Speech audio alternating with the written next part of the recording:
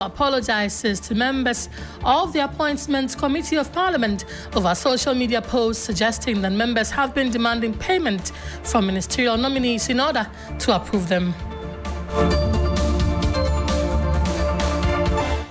Also this afternoon, People's National Convention forms an 11-member committee to review the reasons for the Electoral Commission's disqualification of the party's flag bearer from contesting the 2024 presidential election.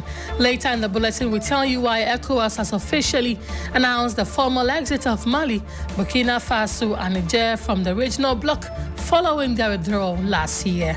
We have details of these and more in the next 30 minutes. My name is Grace Hammoah Agyemang. Stay with us.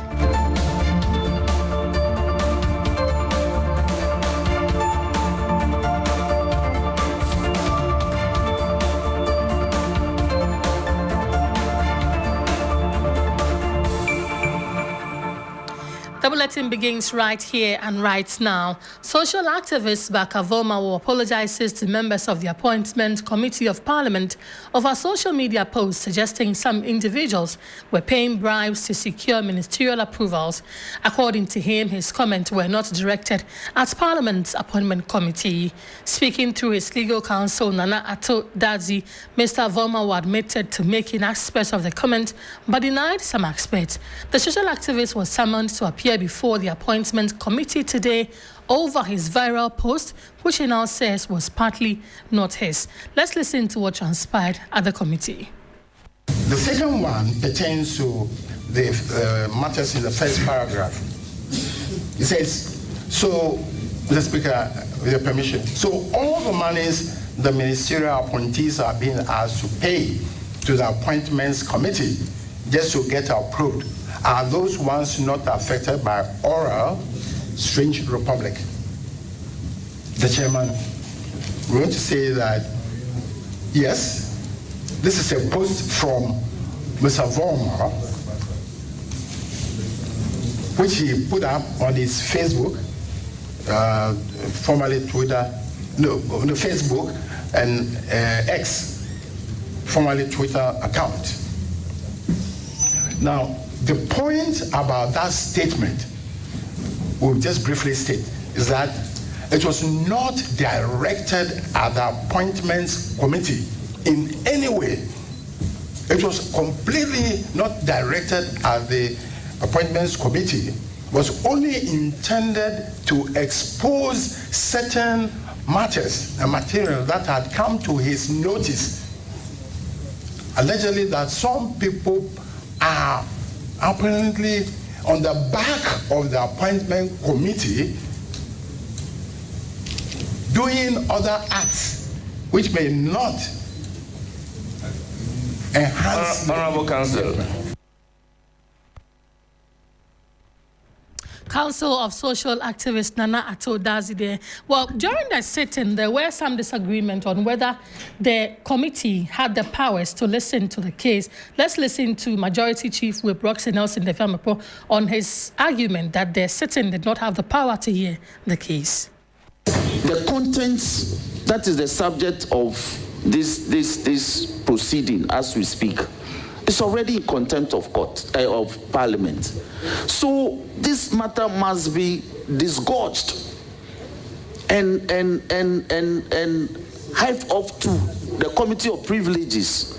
We are not mandated, we cannot. So the present exercise, however preliminary it is, for me, it's a journey to nowhere. We can't make that determination. Our mandate under 217, Mr. Chairman, with all due respect, is to vet presidential nominees and other. Please, can you? Yes. So this is not the Privileges Committee, with all due respect, my honorable first deputy whip. So the appropriate in terms of, we are all people of procedure and rules. And so after questioning and answers between the committee and the legal counsel of Hammoah, he eventually apologized. We can listen to his apology. Mr. Chair,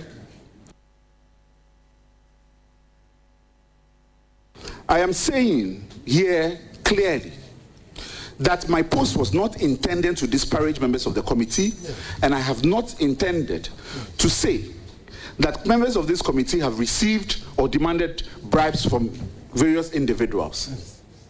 At no point was my statement intended to communicate same.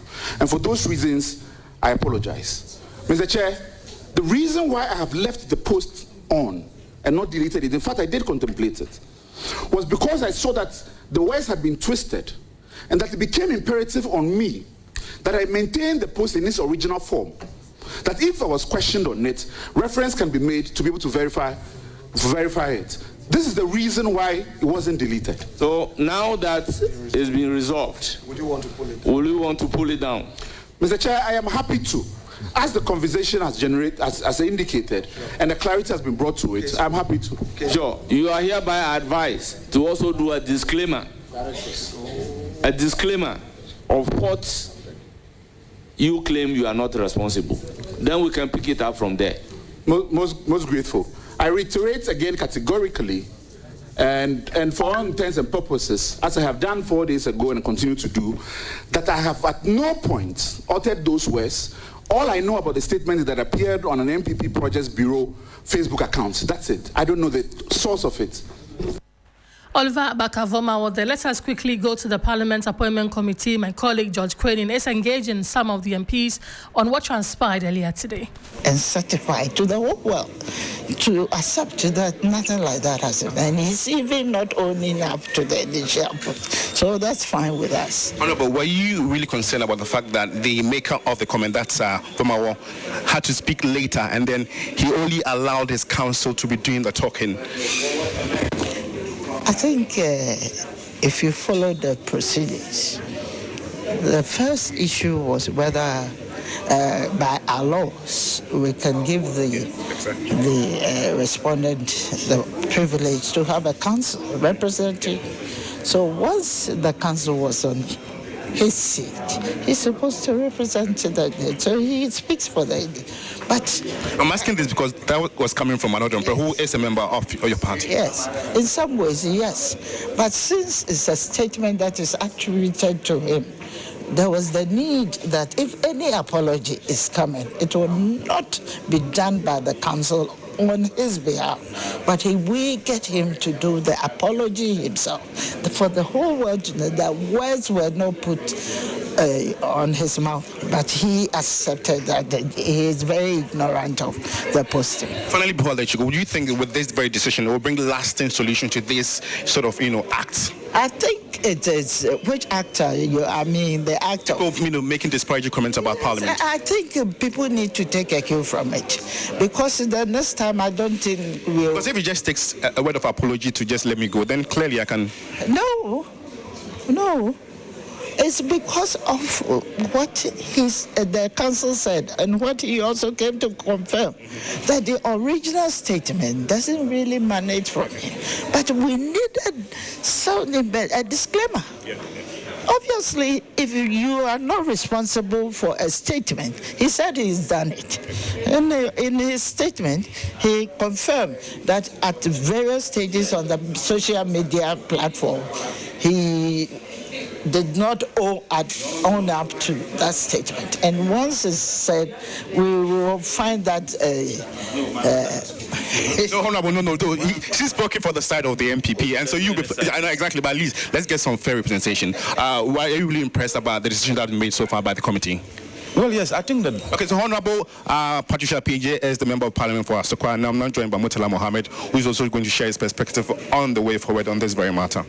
Well, we all do and when you are engaged in some of these things, the most important thing is that when you make a mistake and you realize that you made a mistake and you apologize. And for me, that should be the end of the matter. I wasn't comfortable when initially he seemed not willing, to apologize. I mean, we all do apologize. Look, there are more than 50 Facebook accounts opened in my name.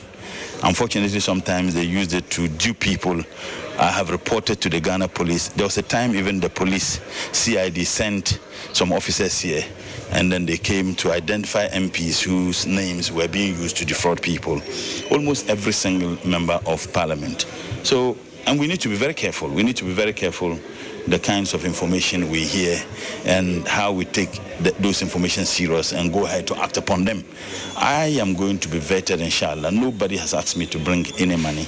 I haven't made even any attempt to give any money. Not made any phone calls, anything? No, not at all. Why should I? I mean, why should I be giving out money? Do I have anything to hide? Yeah. I don't see vetting to be like a World Cup. If I go there, if they ask me questions, I know I will give sincere response. Those I don't know, I will admit that I don't know. It's a learning curve. You know, we are all being sent to ministries that you are going there to learn and also to work with technical people. So it is not every information that should. So I don't know what would occasion the attempt of anybody wanting to bribe. And for me, that is a serious allegation. We need to...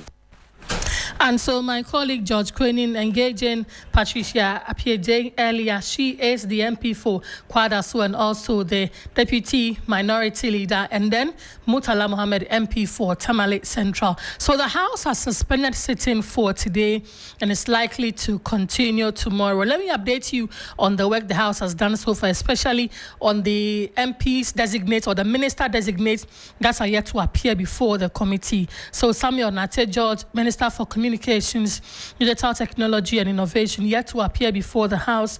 Kofi Adams, Minister for Sports and Recreation designate. Abdul Rashid Hassan Pelpo, Minister for Labour, Jobs and Employment designate.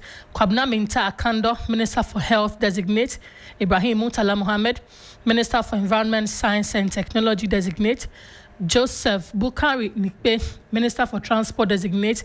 Minister for Foreign Affairs, Samuel Okudzeto Ablakwa. Felix Ofosu-Kwakye, Minister for Government Communication. Isifu Seidu, Minister of State for Climate Change and Sustainability. Charles Luanga, Upper West Regional Minister.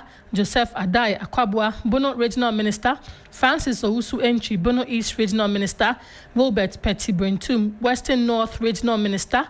Eduamwa Ekopeni Otre, Central Regional Minister designate.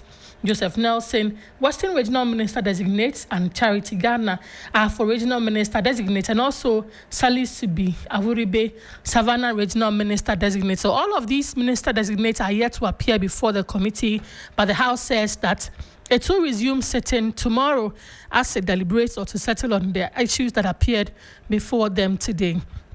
The status of the ministerial appointees so far: total appointees made 42, 11 have been sworn in, 25 have been vetted, yet to be approved are 8, approved 17, are not vetted, also 17. So that is the update on the ministerial appointees and then all of that. We have a break. We'll come back shortly. Stay with us.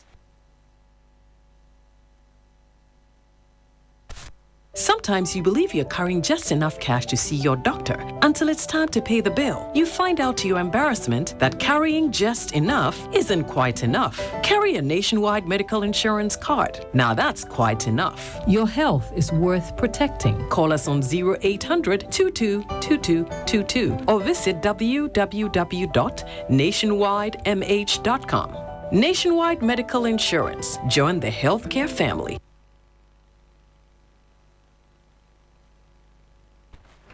Welcome back. This is the midday news on 3FM 92.7. Let's do a lot more stories now. The Environmental Protection Agency, EPA, has issued a strong directive calling for the immediate cessation of all illegal mining activities in and around Ghana's water bodies. This urgent call comes in response to the alarming increase in illegal mining, commonly known as galamsey, which poses significant threats to the country's environment, public health, and long-term sustainability. In a press statement dated January 20th, the EPA expressed deep concern over the devastation caused by mining operations near waters. Citing Section 2 and 3B of the Environmental Protection Act, the EPA directed all individuals and entities engaged in illegal mining, both small-scale and large-scale, to immediately cease operations. Let's speak to Daryl Bosu, an executive member of Arocha Ghana, on this. Daryl, thank you for joining us this afternoon. A step in the right direction, don't you think so? Yes, good afternoon, Grace, and it's a pleasure to be here. Yes, I agree with you. It's a step in the right direction. But I must also add that it's, for me, a little belated, because we've been at this issue of mining the impunity where miners are destroying rivers and forests for a long time. Yes, maybe they've been doing some localized enforcement of the rules and regulations of the EPA, but to see that this national level we've not seen it at this level. So for me, they could have done it much earlier. I mean, some are saying that it's better late than never. And so for me, I would tend to say, yes, let's accommodate it. But they could have done better, because since the new government took office January 7th, we should have expected them really showing or putting across the posture that they are really serious with the Galamsey matter, and they will take every step. And I think maybe this is also in accordance with calls by civil society for the government to issue a cease and desist order. And coming from the EPA, I think is a step in the right direction. Yeah. But so one thing I also need to, yes. Go ahead. Now, one thing I needed to say is that I am a little bit concerned that the focus is only on rivers and water bodies. Because also within the regulation that also the EPA has been enforcing is still the issue of sensitive environmental areas, which also include forest reserves. So at the same time that they issued this directive on water bodies, I was expecting that they would have also included the pressure on forest reserves, because to issue for water bodies and not include forest reserves, then we are really not taking the whole issue realistically, because rivers and streams are coming from our forest reserves and all of that.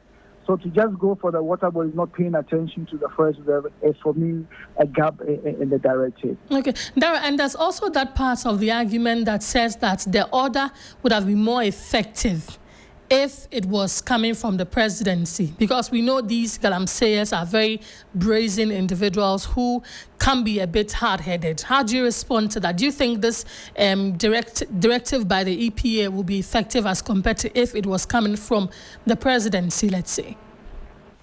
Yes, I think you're very right. And we have already said that it would have been better for the presidency to have issued the cease and desist order.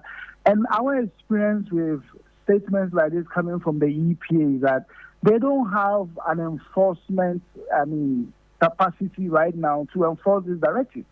And that's why we are seeing these directives. But I bet you we are not going to see any compliance enforcement to go along with it. I'll be very surprised that it is rolled out subsequently. But the way we know how they operate, yes, in certain cases, it involves a few isolated cases, they can take action. But on this scale, at a national scale, as we see Galamsey, an order from the presidency will have better served to really put some sort of caution on the part of all actors who are engaging illegally in our forest reserves and also destroying our rivers and water bodies. And so what should be the next steps and actions from the EPA to ensure an effective compliance to this directive? Yes, I think for me, I'm looking forward to see the subsequent action. Are they going to deploy a compliance and enforcement team? I mean, they have their way. The law gives them the powers to really issue such directives. They can even issue, so this we can say it's a notice of enforcement. They can do that, but they need to really activate that enforcement aspect of it. If they don't do that, we'll have wasted our time with this directive. So I think for me, that is the crucial part. They need to get the team, the necessary enforcement team in place to start enforcing the directive they themselves have issued. And I foresee that becoming a very big challenge. And until maybe because of the new regime, things are going to change. But I think that is that's the expectation we have from them now. Daryl, thank you for talking to us. Daryl Bosu is an executive member of Arocha, Ghana. Away from that, the People's National Convention, PNC, has formed an 11-member committee to review the reasons for which the Electoral Commission disqualified the party's flag bearer from contesting the 2024 presidential election. The committee is also tasked to take input from party members to effectively reorganize and position itself well towards election 2028. The committee is expected to present its report to NEC in 2 months. 2024 flag bearer of the party, Bernard Mona, addressed the media after a National Exchange Council meeting in Kumasi.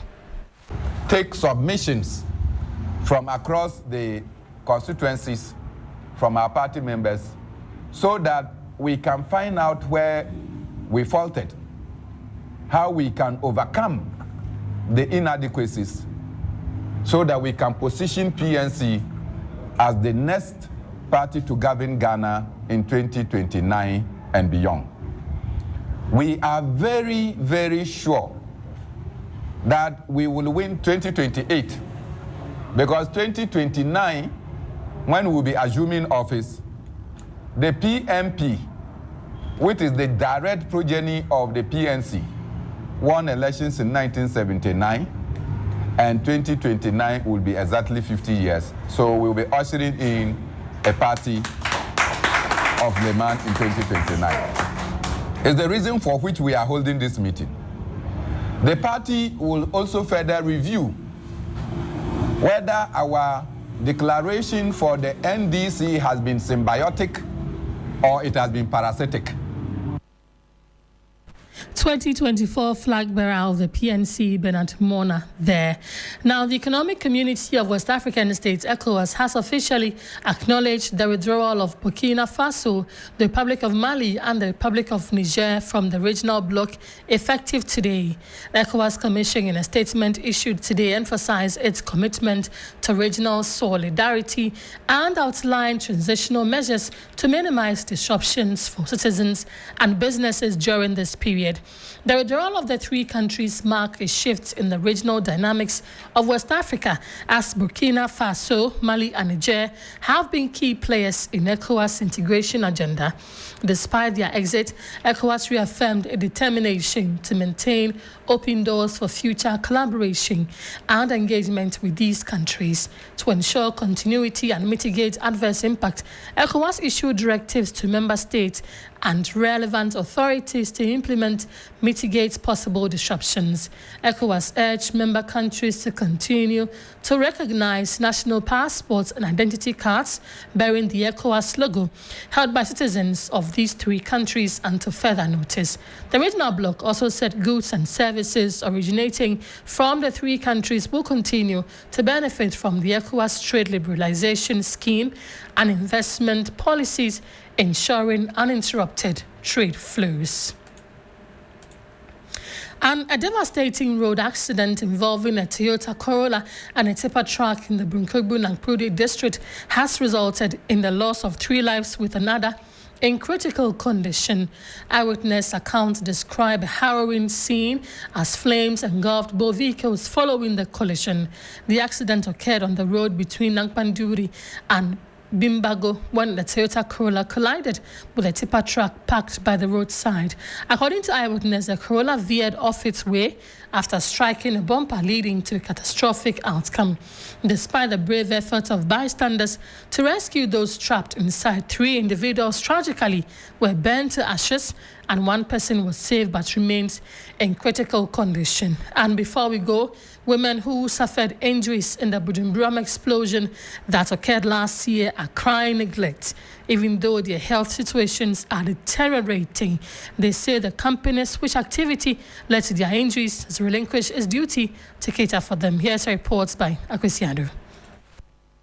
On October 14, 2024, NAG Fairmount Constructions Limited, the company contracted by government to reconstruct and expand the Kaswa-Winneba Highway, conducted a fatal stone blast activity in Bujumbura. The explosion led to the death of 3 persons and also left several others injured. Though the company paid compensations to owners of properties that were destroyed, some injured victims report that they have not been properly taken care of. They cite neglect on the part of authorities of NAG Fairmount Limited after catering for the initial bills that only covered their first aid treatments. One of such victims is Doris Apia, who sustained a severe injury. The injury she sustained, which is located in her thigh, keeps deteriorating, preventing her from comfortably operating her hairdressing business. Though she has submitted all relevant medical test results to the company, there has not been any favorable response. Some of the stone hurt my back. After the scan, I realized that still I'm not feeling well. I go to the company and I talk to them. Through the X-ray that neglect, even though their health situations are deteriorating, they say the company's which activity led to their injuries has relinquished its duty to cater for them. A big sore in my hip. I've spent almost about 150 for this. Things are very difficult for me. Even though for me to take a half of bucket of water is very difficult. At some instances, her humble request to seek the attention of the company's official placed in charge of managing the crisis, Emmanuel Kwabena Egbenueke, only ignited heated arguments and counterclaims. No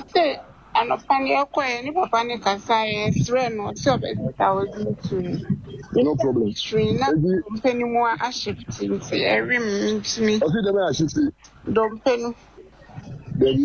Madam, hospital, I call a CT scan. Scan any BBI shifty or body move. Don't pay BBI shifty. Scan BBI you are as oh problem. In the 1,002 way I made a mount, without Roma. You know, need case BIB. But after 1,002, no, you know, need BBI concerning your health. Aaron, it's never a said me one a beer crack. Maybe the doctor is not so kind. Gloria Anowa, another victim of the disaster, has had to relocate temporarily to Kajebi in the Oti region to be catered for by her relatives after becoming incapacitated. Omiami sika me used to this editor ton row, and then I getting to 10,000. Omo into your mammy, and then me bisa near Odi and Nima obey building, you know, or no maybe said ya or to 2.7 at the mammy. Or so no the anymore, or no more the Juman and Shannon sent my man for sono.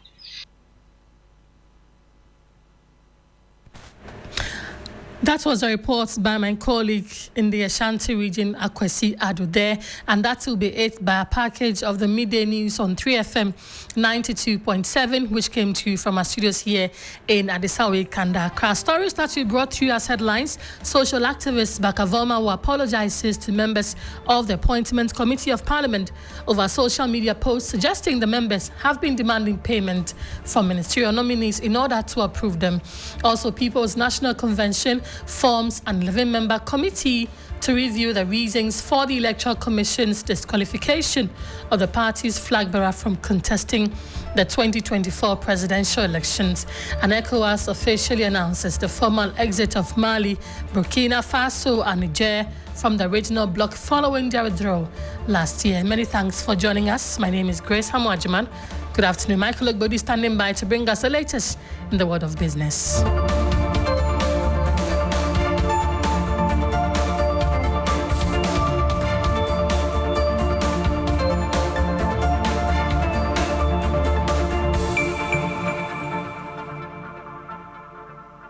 Follow us on social media: Twitter at 3FM927, Facebook at 3FM927, and also on 3news.com.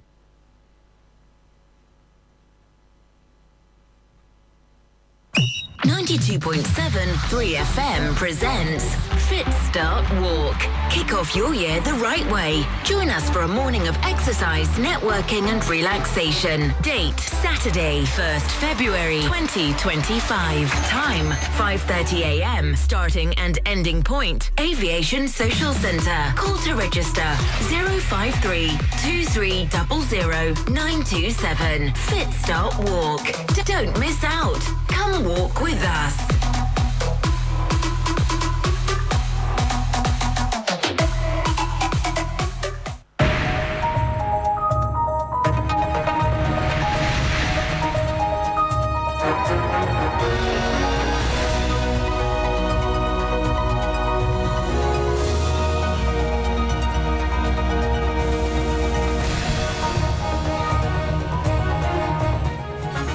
Hello there, good afternoon. Welcome to Business Daily here on 3FM 92.7 with me, Michael Obodu. Coming up, MOU reached with official creditors committee fully signed by all 25 participating creditor committees.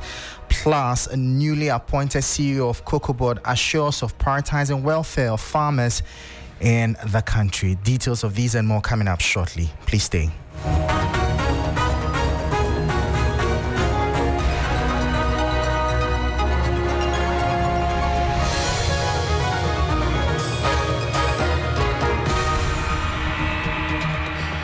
And thank you so much for your time. Straight into our top story. And the newly appointed CEO of Ghana Cocoa Board, Dr. Randy Abe, has stated that farmers will be prioritized in the financial issues of the board. He explained that there is an urgent need to redirect the finances of Cocoa Board to compensate farmers. Engaging stakeholders for the first time after his appointment, Dr. Abe told farmers they will be the focus of the board. He assured that farmers will be constantly consulted to seek their input in decision making. This comes at a time where concerns have been raised about the welfare of farmers and their financial situation amid the trade that they ply. But joining us via phone today is the CEO of the Agribusiness Chamber, Anthony Morrison. Thank you so much for your time, Anthony. First off, what do you make of this statement from the new CEO, and really, what are the challenges of cocoa farmers in the country? All right. Thank you very much, Michael. It's good to hear this from coming from the new CEO of Cocoa Board, Dr. Randy Abe. I think it's time we begin to prioritize the issues of farmers in the country. In as much we sought to advance the priority for farmers, there are quite a number of issues that we need to also take care of as people in the industry and as people who are concerned. Now, there is a lot of challenges with the cocoa sector. One of the key challenges is that we have overage population in the Ghana's cocoa sector. So with overage population, it affects production, it affects introduction of technology, it affects efficiency and effectiveness of the cocoa sector. So that is a major concern we need to be looking at. And this is also applied to other sectors of the agriculture value chain. We're also talking about the low income of farmers, and that is one important thing that we need to work on as quickly as possible to be able to incentivize these farmers, to be able to provide them. We've been talking about the approved floor pricing mechanism. We've also spoken about certain critical interventions. Then again, we also need to look at education, the skills of the farmers. Should be something that we should be looking at. Access to healthcare. A lot of cocoa farmers spend a lot of time on the farm, they produce, but when it comes to the healthcare component, I remember the past government, the CEO was talking about some introduction of some health insurance and other things.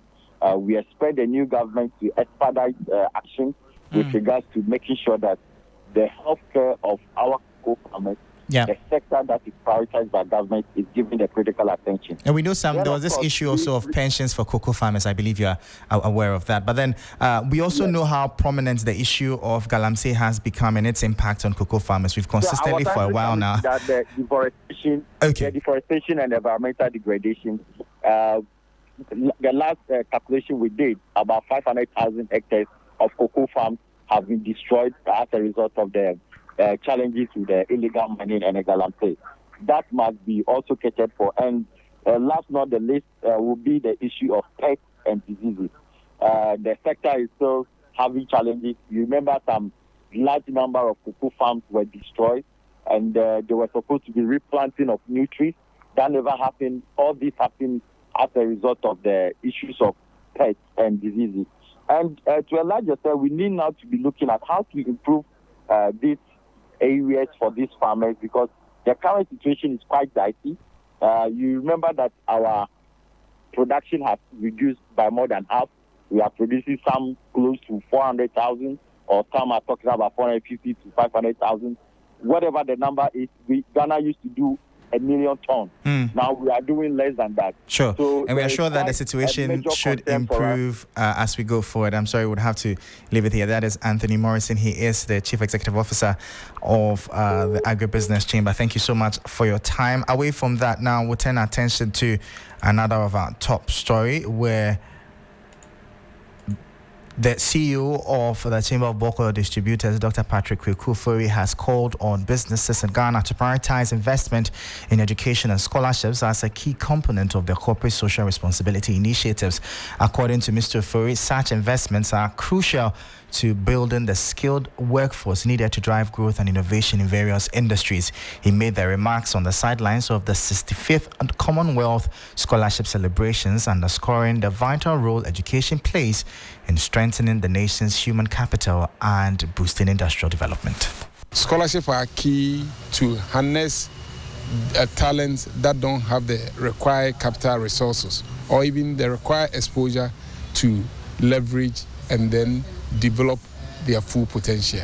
So I think it's something that I will urge corporate entities to all invest in education because it's the best attribute or the best alleviator of poverty.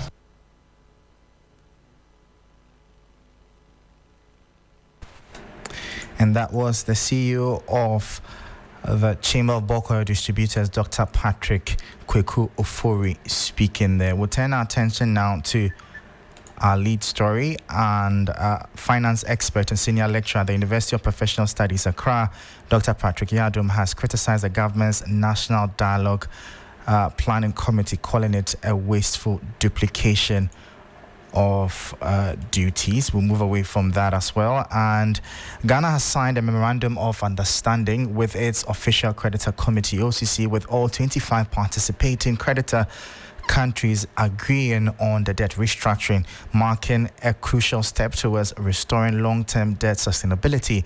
The agreement, signed by all participating creditor countries, formalizes the debt treatment agreement upon which official creditors and provides significant debt service relief during the fund-supported program period.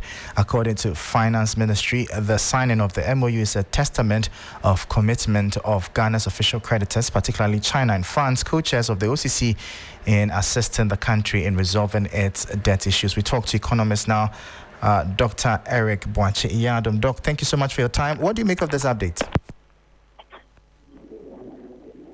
Hello, Doc. Thank you so much for your time. What do you make of this update with the OCC?